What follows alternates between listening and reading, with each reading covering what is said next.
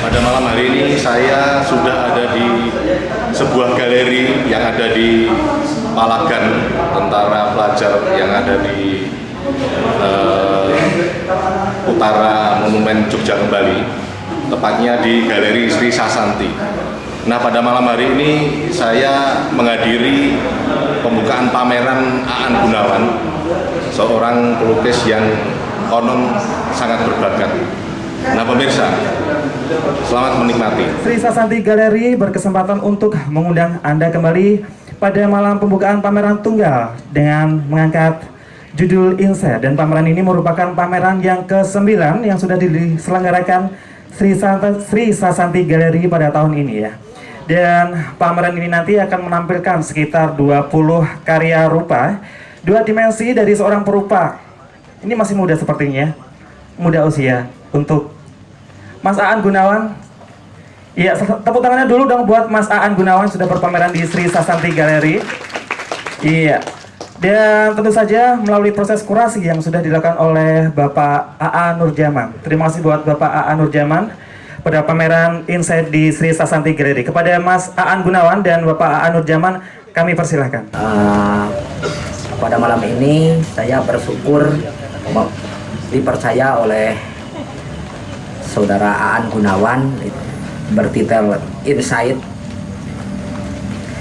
Selamat datang kepada Ibu Dian Anggraini dan Bapak Utomo. Saya melihat proses perkembangan Aan Gunawan dari mulai persiapan pameran tunggal yang memakan waktu setahun, kalau tidak salah itu setahun, hampir setahun 2 bulan mempersiapkan pameran ini. Saya melihat ada suatu perkembangan proses berkarya yang pada awalnya Aan bersifat atau bersikap spekulatif menggunakan material yang saya pandang tidak umum digunakan oleh seorang pelukis ya. Mungkin lebih tepat bisa digunakan oleh seorang pematung ya, untuk mix material sehingga menjadikan sebuah karya lukisan.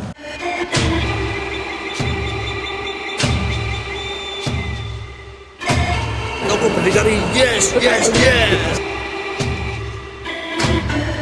Kamu berdikari, yes, yes, yes.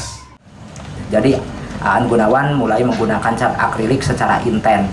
Sementara melihat perkembangan lukisan-lukisannya itu juga berbeda dengan tahap awal, menjadi soft, menjadi lebih halus, dan saya rasa enaklah untuk dipandang. Yang lebih terkejut lagi pada tahap akhir ternyata keliarannya muncul lagi, kasar dan sebagainya. Itu akhirnya saya menyimpulkan sama Mbak Devi, ini judul yang cocok kayaknya Insight saja. Itu yang saya ketahui mengenai proses. Sementara tentang gaya seni lukis ya, mungkin di abad kontemporer ini seni rupa sebenarnya tidak dikotak-kotakan, apakah itu abstrak, realis, impresionis, surrealis, dan apapun sebenarnya sudah tabu untuk dikotak-kotakan ya. Nah itu, jadi saya melihat bahwa lukisan abstrak itu lukisan yang akhirnya ikut-ikutan menjadi abstrak, maka saya namakan sebagai ngabstrak. Mungkin realis juga bisa disebutkan ngerealis, ngepop dan sebagainya. Istilah-istilah itu bagi saya cukup menggelikan, juga menggoda atau gimana lah. Jadi kadang-kadang untuk berdialog dengan seniman yang bikin judul saja sulit, saya agak kurang ini gitu. saya sendiri sebagai yang dipercaya sebagai kurator. Sekian dari saya. Terima kasih. Wassalamualaikum warahmatullahi wabarakatuh. Teman-teman semua, jadi terima kasih sekali atas kehadiran teman-teman. Salam sejahtera untuk Anda semua. Kalau di rumah biasanya juga pendiam, sangat baik orangnya. Jadi setelah ini, setelah agenda yang kali ini, kita nanti minggu depan ada pembukaan art house kami Sri Sasanti di Kemang Raya. Jadi teman-teman yang kebetulan hadir di Jakarta mohon hadir tanggal 1 Mei di Kemang Raya 81. Itu nanti ada pameran 6 pelukis realis ada di katalog juga. Dan karena sudah semakin larut, saya nyatakan pameran ini dibuka. Terima kasih dan selamat menikmati karya-karya Aan Gunawan. Terima kasih.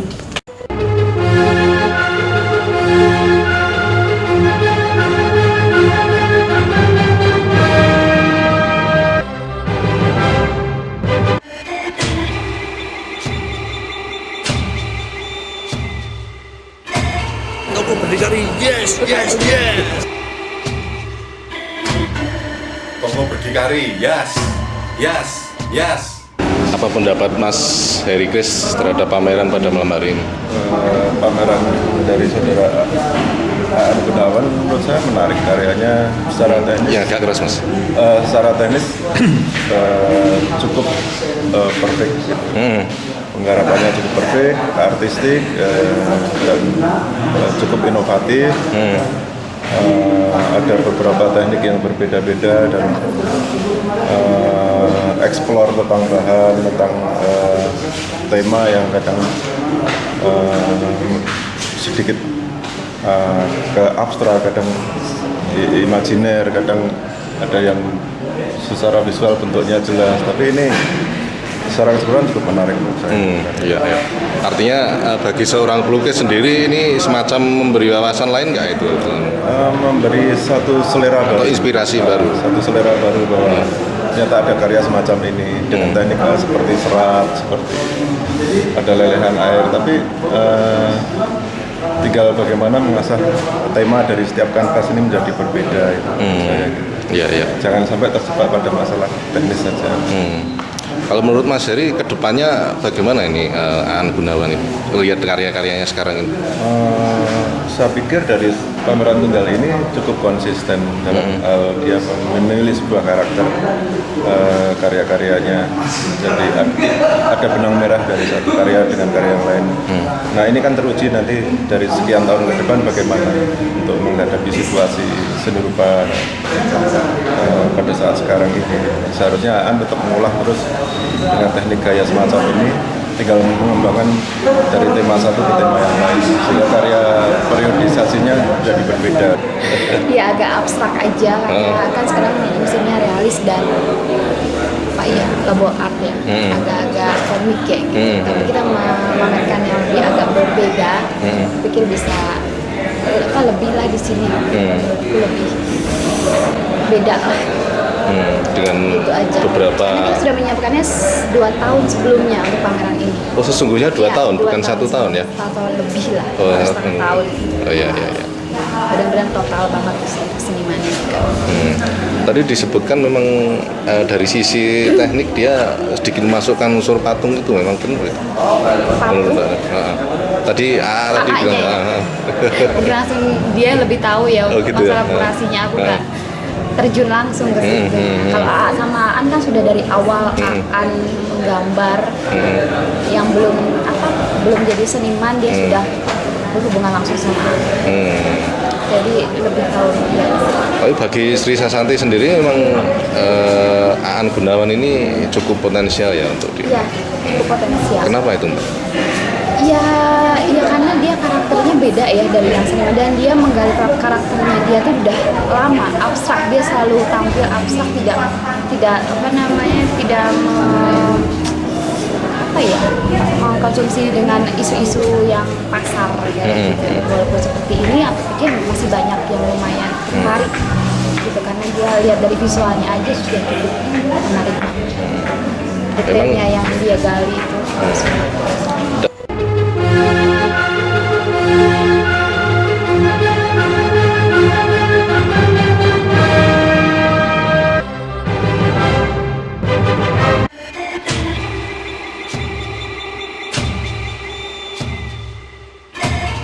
Toko Berdikari, yes, yes, yes. Toko Berdikari, yes, yes, yes.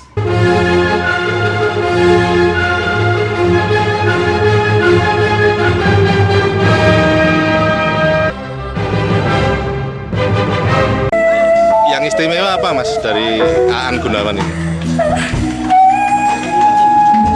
Dari Aan atau dari karyanya? Dari karyanya. Ya saya pikir itu tadi yang seperti disampaikan Nur Jaman Kurator. Ya. Ya, saya setuju bahwa konsep abstrak yang dikembangkan oleh Aan Ya. itu mampu menampilkan sebuah visual dan gagasan yang menarik. Tidak seperti pada umumnya lukisan abstrak yang kadang membingungkan untuk orang nggak memahami. Ya, ya.